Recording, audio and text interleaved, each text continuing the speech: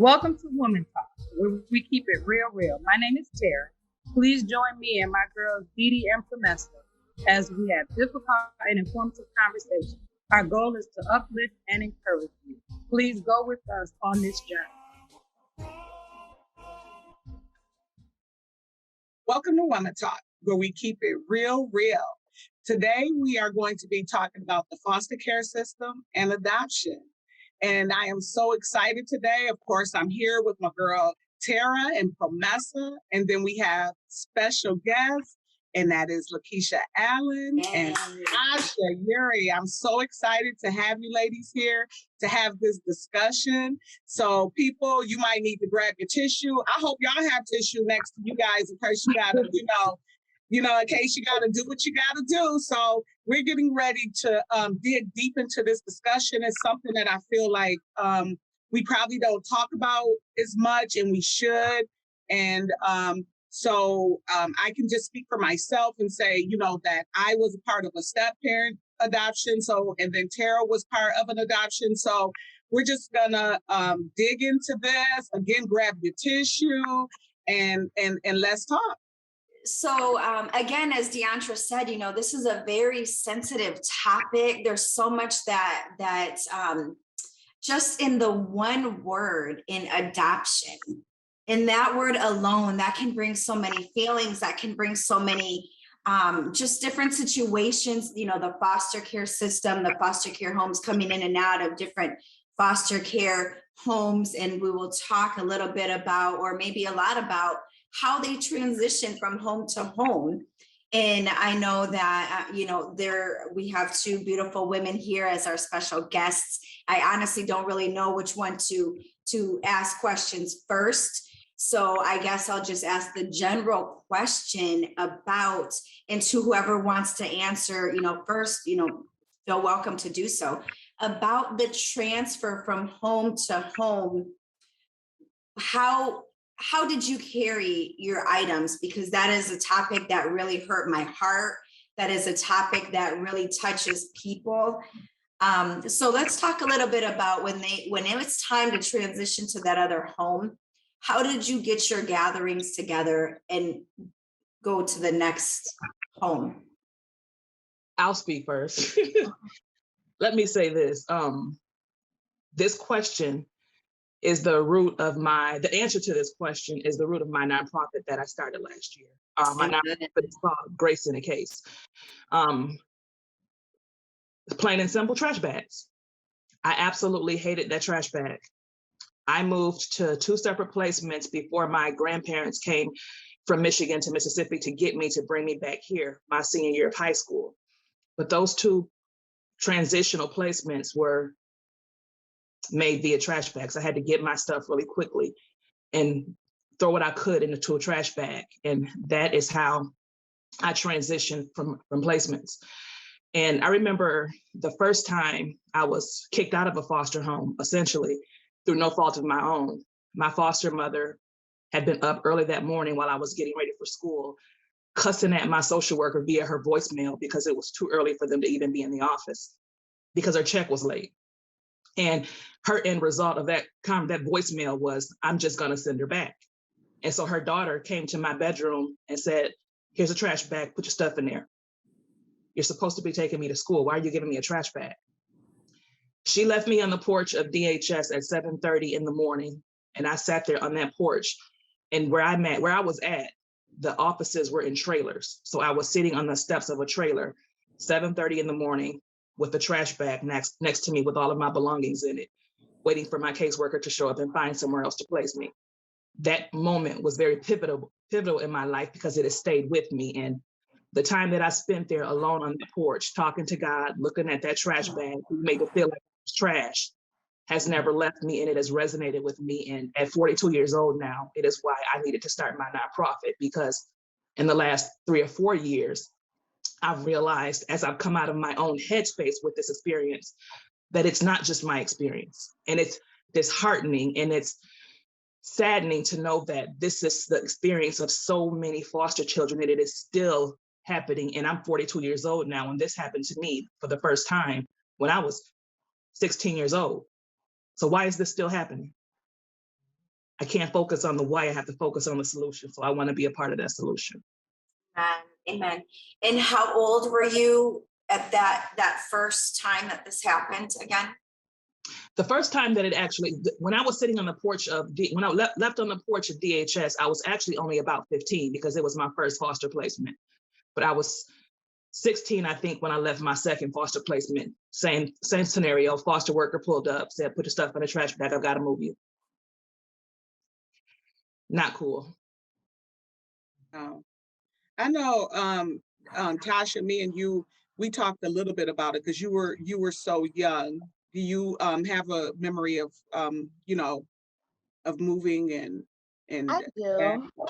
Yeah, I do. And my sisters and I we were really young. We were, between the ages of like 5 and 7 at the time that this happened. I do remember the day that, coming home from school, seeing the car parked in front of the house, not, being so young, not knowing what's going on.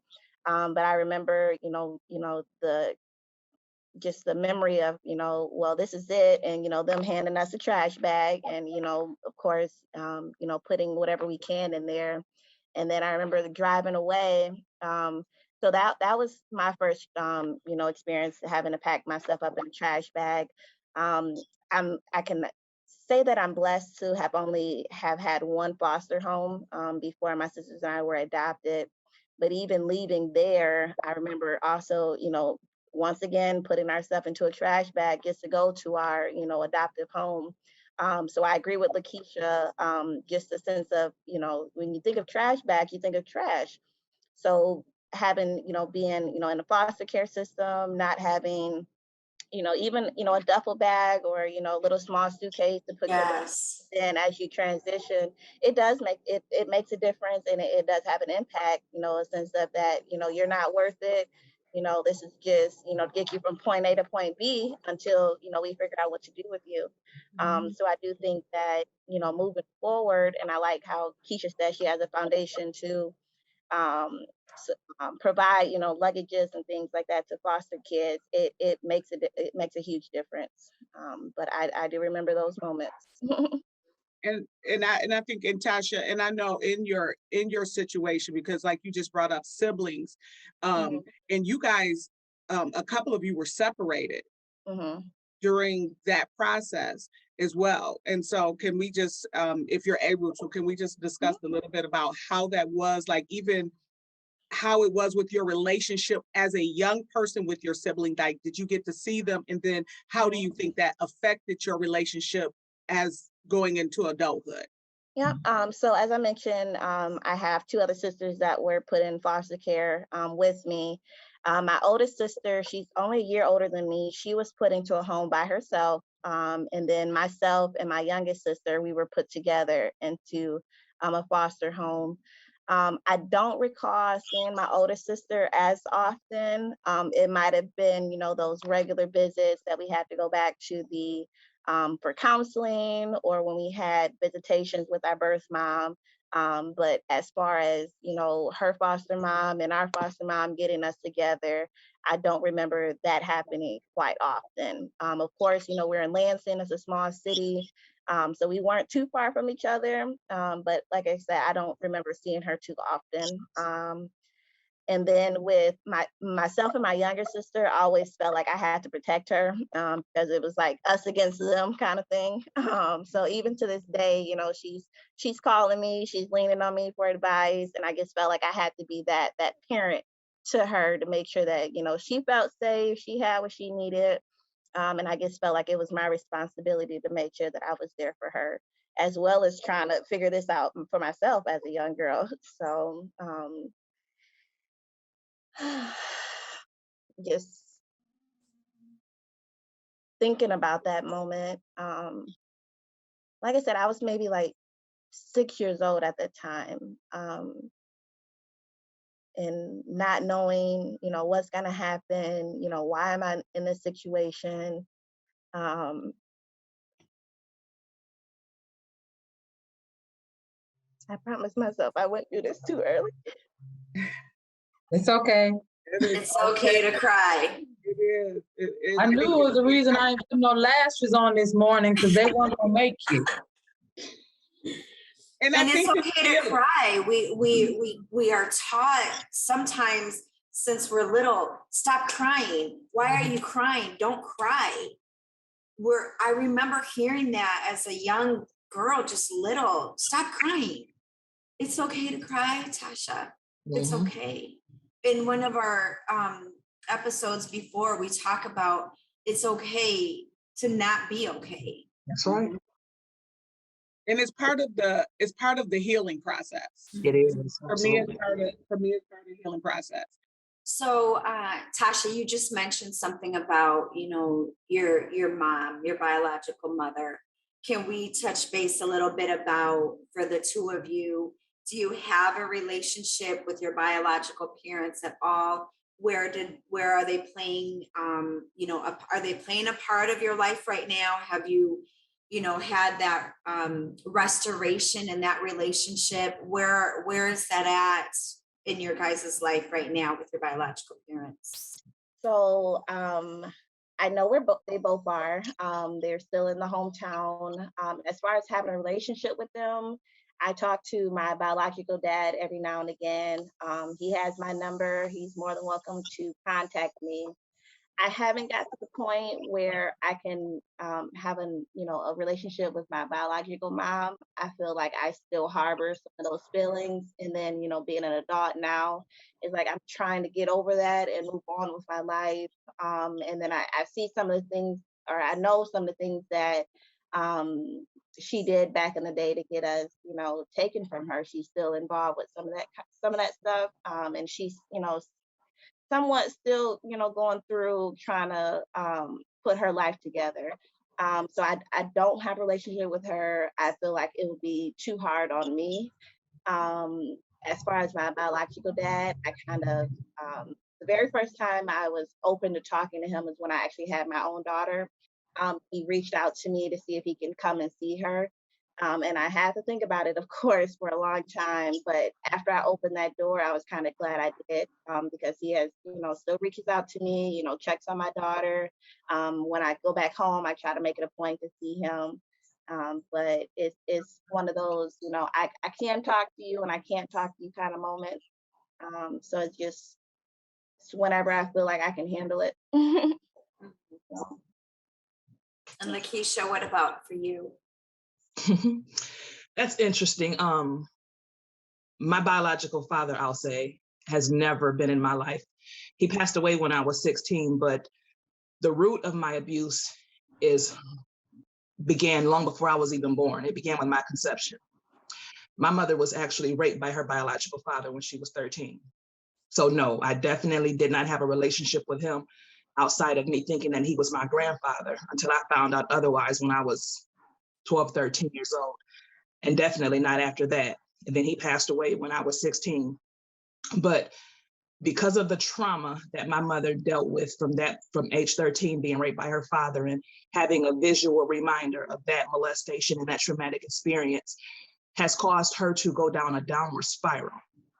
We have had moments in our lives over the last 20 plus years where I have forgiven her. I've never rescinded that forgiveness. Once forgiven, always forgiven. But she has not dealt with her trauma. She has not dealt with the issues that she needs to deal with in order for her to heal. And because she has not, she reacts in a very toxic fashion. Her verbal abuse toward me has actually led me to suicide multiple times, even as an adult, because her attacks against me, her unwarranted attacks against me, come out of nowhere. And I can't deal with that. I've never rescinded my forgiveness, so I don't harbor any resentment toward her. I actually feel very bad for her because I can't imagine what it must have been like for her at 13 years old to have been raped by her biological father. And to expound on that, I was actually about 15 or 16 years old when I told God that I would never forgive her for what she had done to me my entire life. Because the abuse was just that, the verbal and physical abuse was that horrific that I could not understand how a mother would do that to her child. And God knew that I was serious when I said that I will never forgive her. And because he knew that I was serious, he also knew that he could not use me harboring that kind of unforgiveness. He led me through a vision that I will never forget. And that vision was basically him taking me to that house in St. Louis, Missouri, leading me down the stairs and me hearing the rape. And it was funny because, not funny, but it was interesting that I could hear the pains of a 13-year-old kid, but I knew that it was my mother. And after realizing what I was listening to, I begged God to release me from the vision. And once he led my spirit back to my body, back to my present state, he said to me, he said, every time you refuse to forgive her, you're not refusing to forgive your mother that you see. You're refusing to forgive that 13-year-old little girl that did it for me.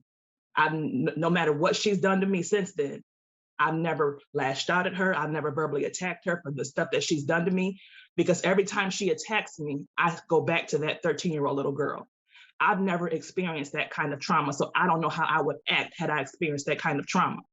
So all the abuse that I've endured, it's still not enough to make me realize that even though this 13-year-old child went through this, I still deserve to treat her like this or not forgive her because of what she's done to me. That's not what God said. So I don't harbor any resentment. But in the same token, I love her. I pray for her every time I think about her, but I absolutely cannot have a relationship with somebody that I love as much as I love her, but it's that toxic for me because she has literally led me to the point of suicide one too many times, and I can't ever go back there again. And that means she and I will never have a relationship. At this point, God can do all things, but right now I don't see it happening. And I want to really touch base on that to you and Tasha and everybody listening, everybody that is gone through something similar or know somebody that has gone through something traumatic from being, in the foster care and the situation that you're sharing. And I just really feel led to say that the Lord knows the plans that he has for you. Mm-hmm. He formed you in your mother's womb. Mm-hmm. And some of us arrived here and we're here out of a pregnancy that wasn't wanted. Mm-hmm. But the Lord gave us life. That's right. It does, how we got here is aside from his plans for us. That's right. And so I want to talk a little bit about the healing process, because I believe that that's very important. And so many of us have gone through the feelings of rejection, the mm-hmm. feelings of abandonment, the feelings of, and then what that brings you to of depression, suicide, anger, hatred. I remember the feelings of that, like the rejection because I was in not a planned pregnancy, let's say. I think we need to be very careful about our words and how we speak things forth. Mm-hmm. Because enough words have been spoken over us that have cursed our lives. Mm-hmm. So let's talk a little bit about the healing process. How did you guys heal from where you were brought out of, or have you healed? Do you feel like there's still some healing that needs to be done? What have you done to help your situation? I don't think that anybody who's ever gone through anything can ever truly wake up one day and say, I'm completely healed. Mm-hmm. Healing is a lifelong process. We are going to go through things that inadvertently trigger us day in and day out. For me, the goal is not to wake up one day perfectly healed. For me, the goal is to manage my triggers. I have to recognize what triggers me and see it coming before it affects me, so that I can act accordingly and step away or step around before I am adversely affected, so that I am not caught up in the act of being triggered, because being caught up in that act of being triggered is not a good thing. I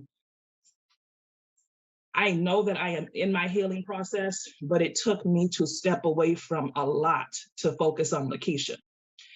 One of the things that I had to do about 17 or 18 years ago was definitely not fall into the path that a lot of women tend to fall into when they're when they dealt with rejection and abuse and all these adverse things, and that is to run to men. I realized really quickly that sex was something that was toxic for me because it kept keeping me with men that I had no business being with. And I knew that that was not the path that I wanted to go down. So I was probably 24, 25-ish when I said, God, I can't do this. This is not who I want to become. I have had so many things happen to me in my life. I have so many examples around me of what not to be and who not to become, but I'm falling along that path. I have to heal. I have to figure out who I am in you. I have to figure out what my purpose is, because now I'm a mother. I have a little girl looking up to me, but I've never been parented. I've never been a part of a healthy family structure. I don't know what this looks like, but it does not mean that my child cannot come from a healthy family structure. And in order for me to provide that for her, I have to humble myself and say, as much as I like to be that strong woman, I can do it all. I have no idea what I'm doing. So I had to make a covenant with him to say, if you break this soul tie with this particular man, I will keep my legs closed until I'm married so that you can heal me. Because how can I know who I'm supposed to be married to or connected to for life if I don't yet know who I am or what my calling is? So I have literally spent 17 years single and celibate, just focusing on LaKiesha and focusing on my daughter and focusing on who it is that God has called me to be. But at the same time, being vulnerable, opening up spiritually and opening up physically and emotionally to people to help me deal with the stuff that was drudged down and stuff that I did not want to deal with while I was in foster care. I went from survival mode to now having to learn to live in thriving mode. And there's definitely two different mindsets in that. And as a survivor of the child abuse or the foster care system or whatever the case may be, we tend to not realize that we have to turn off that survival mode. Mm-hmm. When you don't turn off that survival mode, you're going to get triggered at every turn and you don't even realize it. And so turning off that survival mode has helped me to be vulnerable. It's helped me to heal. And it's why I can so easily forgive, because I turn it inward. This happened to me, but it does not have to continue to happen to me. What am I supposed to do with this? Instead of playing the victim, God, what would you have me to learn from this? What would you have me to do? Who can I help? And the minute I started opening up and allowing him to use me, I started having women come to me because of my transparency and whatever avenue it was, yes, telling me that it helped them release whatever the situation was. And once I started having women constantly coming to me, telling me your transparency is helping me, it humbled me, because it said to me, who do I think I am to hold all this in? Who do I think I am to not walk in the calling that God has for me? Because I had no idea if these women's healing or breakthroughs were tied to my transparency and my obedience. Yes. If I choose to stay stuck, if I choose to stay in a negative frame of mind, focusing on what other people did to me, God can't use me. So part of my healing is in the fact that I'm helping other women to heal as well. They don't realize that when I'm ministering to them, I'm also ministering to myself through God. And so it's a cyclic process. And the more and more he uses me, the more and more I come out of it just by walking the walk that he has me on. Amen. Amen. That is so deep. And it's really funny because because I've known you for so long and I was able to see you as a mother, which you're an amazing mother. And it plays that because you poured everything into your child and making sure that you protected your child. I mean, I watched you do that and try to make sure that through you would bring her to my mentoring programs and stuff, and that you really tried to pour into her and the other young ladies that were there. Mm-hmm. But I also wanted to say, I've also watched you grow as a woman. Like these last 2 or 3 years, you have really made a change, and I can see where that you're getting to your happy space. I see that, so I'm so happy for you there. Yes. And so, and I guess even I know me and Tara, we really haven't talked about our situation a lot, and I'm just gonna just touch on mine, and that is, because I was adopted, but I was a step parent adoption. And so with me, my biological dad was incarcerated most of my life. And so I didn't really get that time. He would, of course, he would write me. I would, write him back. He He would call, you know, I would talk to him, and we really just had a we just really had a relationship that I knew that basically I knew that it was you know, my biological dad, and I knew that what he had been through as a child.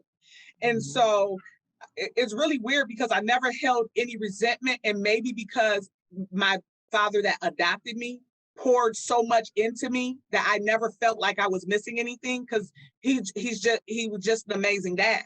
And so I think for me it was easy to not be mad because I had somebody there that filled those shoes probably and more. Probably gave me more than what my biological dad could give me.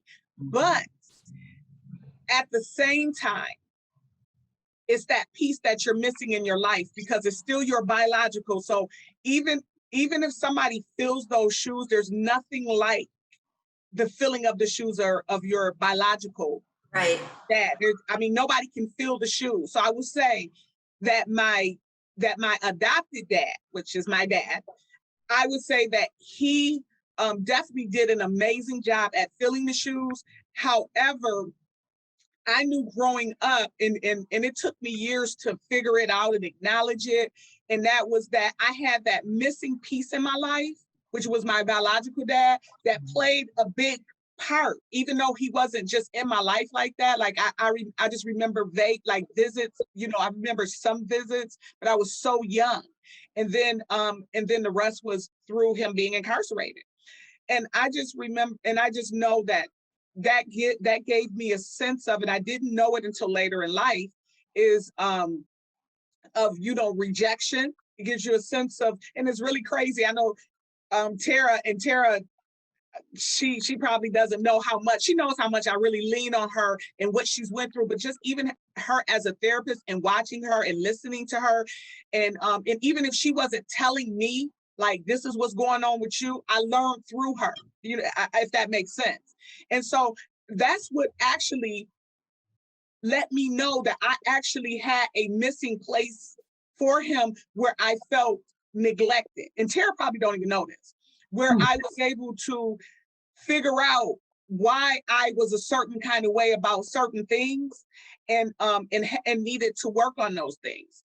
And so, and I was going to also tell, so my biological dad passed away last year from COVID. So when he passed away, I will tell you, I did not realize until he was gone how much of a place he even had in my heart. Do you know what I'm saying? Like, you know, that person, you're like, oh, you know, that's your biological dad. And I didn't know that you could love someone or miss someone that you never even had that connection with. It was really weird to me, because when I fell into like a depression, I was like, what in the world? You know what I'm saying? Like, what is going on? But I will say that to say the blessing of it all is that through that I've connected with his family. So first cousins, I met first cousins this year that I have never seen in my life. 50 years old, meeting people that are my first cousins. And so I'm able to make a connection with my family. And I'm gonna just be honest with you, it gave me a feeling of feeling whole, because my cousins had nothing to do with, you know, with the way my dad was. And unfortunately, my dad didn't have a lot to do with the way he was either, because he was broken, you know? So I think that's really part of my story that I can share, is that really emotionally, I never knew how much it affected me, how much it at all, because like I said, my dad gave me everything that I needed. I didn't lack love. I didn't feel like, they never treated me like, oh, she's adopted, like his whole family. Like, I really didn't really know that I was adopted until I was older. I knew I had another person in my life, but you know, when you're young, you don't really understand all of those, you know, dynamics to everything. So, but at the same time, I still had that empty space in my heart. And so I feel so fulfilled now. I tell people, like even my cousins, I'm so happy that I feel fulfilled, even though I'm not getting to do this with him. It's giving me that connection that I didn't have, even through having relationships with them. And it's been, I mean, like, when I met them, my mom said, how did it go? I told her, like, it was like we didn't even miss 50 years. But we've been Wow. a whole 50 years Yeah. of even knowing each other. You meeting people at 50. And Mhm. I felt like I've known them forever. So And Tasha, where do you feel that you're at, with the healing process? I know LaKiesha was saying, however, it's still a process. We go through things and there will always be a process, but do you feel like you've reached that point of, kind of like LaKiesha said, she had that experience where she knew what her mom went through. Do you feel like you've reached a point in your life where you have healed from certain things? Do you feel like there's still some things to work through? What did you do to work to get there? Yeah. So I can't say that I'm fully healed from it, but I have, went through a process of a healing moment. Dee Dee knows she's my cousin. She's been pretty much there from the beginning. She was, a lot of support for myself and my sisters. There were times where, I would just sit and cry, my biological or my adoptive parents, trying to get me to talk. I couldn't talk. It's just, very sensitive topic for me. And it still is to this day. I know when Dee Dee asked me to do this, she was like, can you do this? Can you come and talk about it? And I was like, Dee Dee, I haven't really, openly talked about this, in a long time. So it's definitely a sensitive topic for me. I think my healing, where I can say that I was able to heal, it was probably my early 20s, and around the same time that I had my own daughter.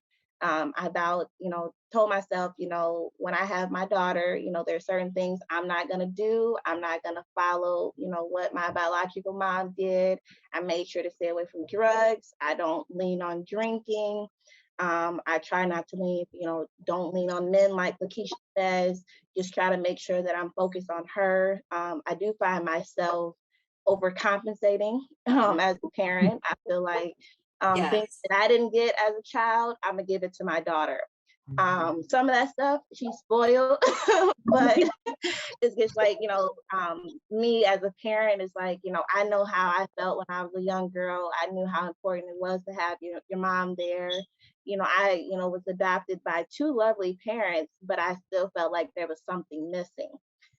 So I just wanted to make sure that, my daughter is, not feeling, emotionally abandoned. I feel like I have, fear of abandonment, anxiety. Some things like LaKiesha said, trigger me. Some words that people say, like, wait, what do you mean by that? Or, so definitely still trying to heal.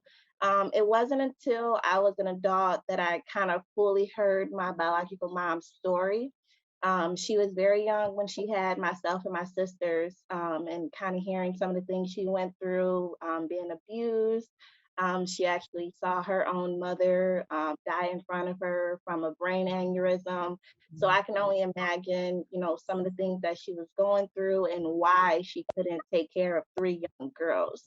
So as an adult, I had a better understanding of what she was going through. And I guess that kind of helped me kind of let go of some of the resentment that I had, because it's like, if, putting myself in her shoes is like, what would I have done if I had to go through all that as a young teenager?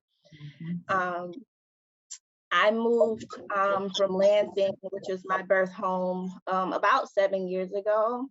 And I can honestly say that I felt a lot better. I think being in that environment, being close to my biological family, was kind of, a heavy burden on. But moving away, getting out of that environment, I was able to, blossom into the woman that I am today. Kind of get away from some of those things that I was told as a little girl. I was told, that I was having a learning disability and I couldn't do this and I couldn't do that. So definitely seeing myself overcome those things that, spoken into me. I try to, I pray all the time. If I'm feeling, depressed or down, kind of, find a happy moment, something that I can, preoccupy my mind with, so I'm not thinking about that. Dee Dee calls me like every day.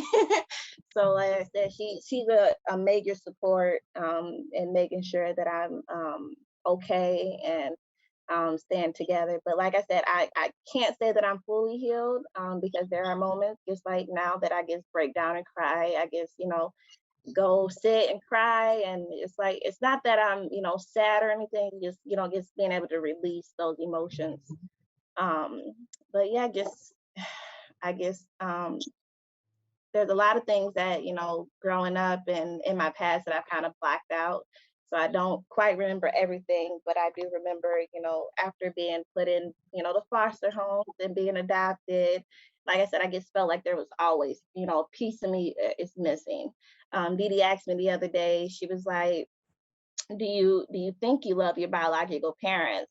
And I said, honestly, I don't know them enough to say that I love them, but I have love for them. Like, I care about them. If something were to ever happen, I would feel sad. I would feel like, that part is gone or missing. So I would definitely feel sad about it. But I don't know. I guess I don't know. I think it's gonna be a process. Like it's still a process as far as healing. I guess have never been able to openly talk about my feelings and be open and honest about it. So I'm still going through that. And And that's Tasha, one of the things, sorry, Deandra, that's one of the things that we talk about here, because so many of us suffer in silence. Mhm. And this topic and this conversation is not meant to bring up old wounds. It's not meant to open up that wound that you feel like is healing, to make it bleed again. It's so that you don't have to suffer in silence. Sometimes we need to talk it out. We need to release that with people that we trust, with people that we love, with people that we know, hey, I need to talk about this, sister. Be there for me, pray for me. Let me release this. Let me get this off of my chest and then heal from it. So Tasha, I feel for you, girl. We're here for you.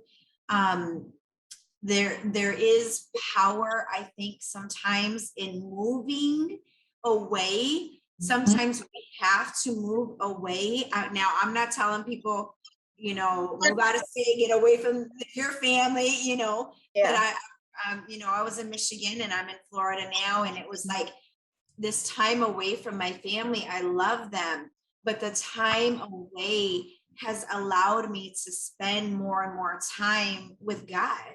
Yeah. I was set aside, my friends weren't around, my family wasn't there.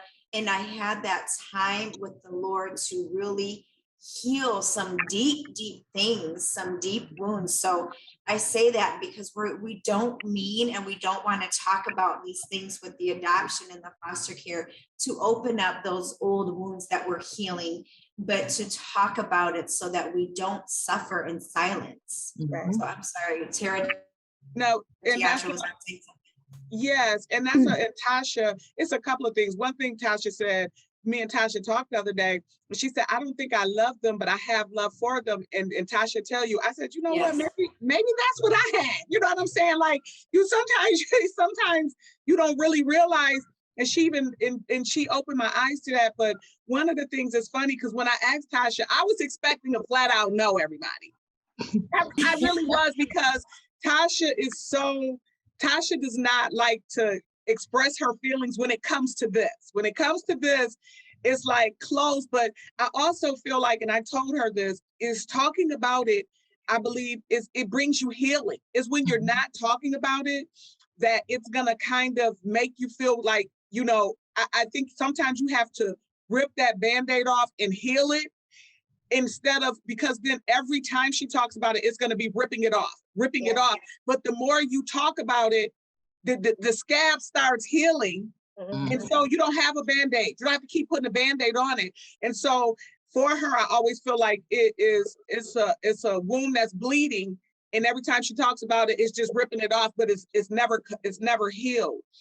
And And so the other thing that I was going to say too is it has to be difficult that once a parent and Tara, as a therapist, actually, I want you to say something about this, but when a parent hurts a child, when the people that you have trusted since being in their womb has failed you or has done something to hurt you, the effect that it's gonna even have on a child, because they show you, and even, I remember growing up where you would see, they would show you in school, like in your psychology classes or something, where they have a baby that was getting attention, then you got a baby that wasn't getting attention. And the difference between that baby that wasn't getting attention and the baby that is getting attention. So that lets us know that mentally it is affecting us before we can even remember.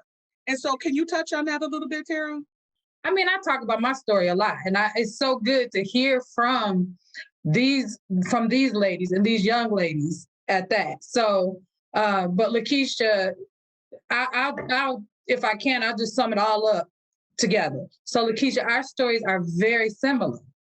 The difference though, my grandmother was married to my biological father, which was my mom's stepfather. And so what has gone on, and then you live through the shame and the fear and the guilt of being like a secret and all these things being said about you, but not to you, and everybody else telling your story, but you then getting mad at you when you tell your own story, all these kinds of stuff, right? So that's kind of been it. But with my circumstances, we were adopted, me and my little brother, who has a different father, by my grandmother and my biological father when I was I think the adoption actually became final when I was about 7 years old, but we went to live with them when I was 6 years old. And it was interesting because I have a very different picture of my father because he actually did raise me. And at first I would say he was a mean old cuss. That's what I would say, because he was just mean. And I didn't know why. I'm a kid, right? But as time progressed, he was the best father. The best father. And so what I try to tell people is that speaks to the redemptive qualities of Christ, because he also was saved. And so because of that, he was able to rewrite his own story while he was living, if that makes sense. So I know my mother, who is now passed away, and my father has also passed away, but I have a very different picture of my father and story of my father than my mother's siblings. And even though my family is very much, I want to say, one that doesn't talk a lot about stuff, if that makes sense. So it's no trash talking anybody's name or anything like that. But I know that our experiences are very different. And when I say I had a good father, I had a great father. And he loved me for real. So it's like, I don't have that missing place in my heart or in my life where a father should have been, because I had one, I had mine, and he was a good father to me. My mother, on the other hand, had many, many, many, many issues. And that's why she couldn't raise us. She has severe persistent mental illness for years. And that's just because I think whatever abuse that she experienced, coupled with whatever choices she may have made in her life, made it to where she didn't recover well.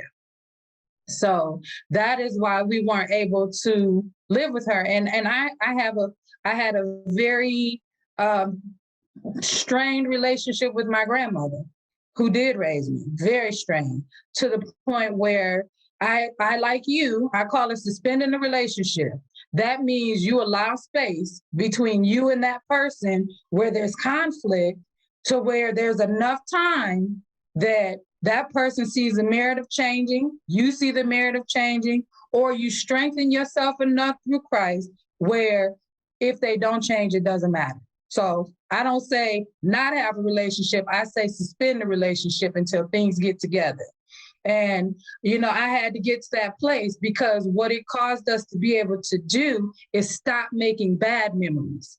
So when my grandmother did pass away, I could honor her memory and remember some of the things she did teach me that were good. She wasn't all bad because we had a bad relationship, so I try to always, as a therapist, teach people that.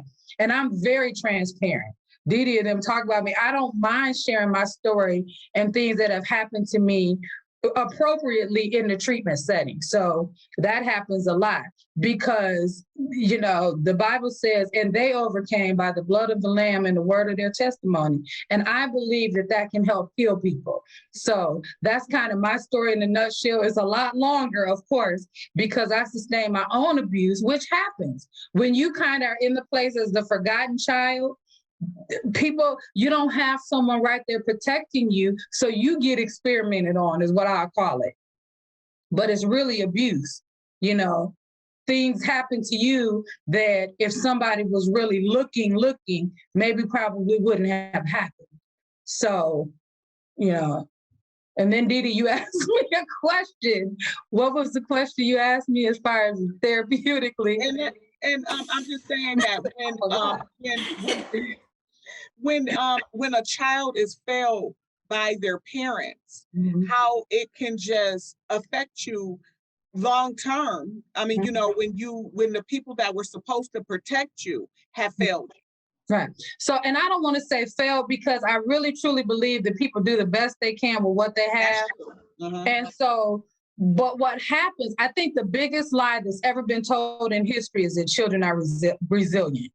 That's just not true because we become damaged adults, and the reason why they say children are resilient is because children just don't have the knowledge to really put words to the things that have happened to them. But once we become adults, that's why it's PTSD or post-traumatic stress disorder, that it's like now we have more expanded language and more knowledge to understand that crap just wasn't right. And so now we all messed up as grown-ups because we didn't even realize as kids because we didn't have the language or the knowledge to understand what was happening. So children are not resilient. We become messed up adults that have to, that are delayed in the healing process. And so I think that what happens is we have to then become responsible for listening, number one, because most of the time we know we messed up. We just hope the rest of the world don't figure it out and we can keep living that crazy way. But if we listen, and Dee, like you said, I didn't know how much you listened to me about certain things. So if we listen to the people who we know care about us and love us, then it gets easier for us to even I guess to understand even the healing process and the forgiveness process, because most messed up people have done some messed up stuff, even us ourselves. I would hate for my children to hold everything to my charge that I did as they were growing up, because I know I wasn't perfect. And I know I did a lot of stuff, and I, like Tasha, probably tried to overcompensate in areas also. But It's just like through those processes, we have to then, the one good thing about not seeing it done correctly is that we get to write the way we do it ourselves. And so that's what I would say for people who are like, yeah, they didn't do right. It was messed up. Great. Now you can start with a clean slate and do it the way that you want to do it using the proper advice. And I would say to anybody, get help, not just because I'm a therapist, but because I know it works. If you get the right therapist. Yeah.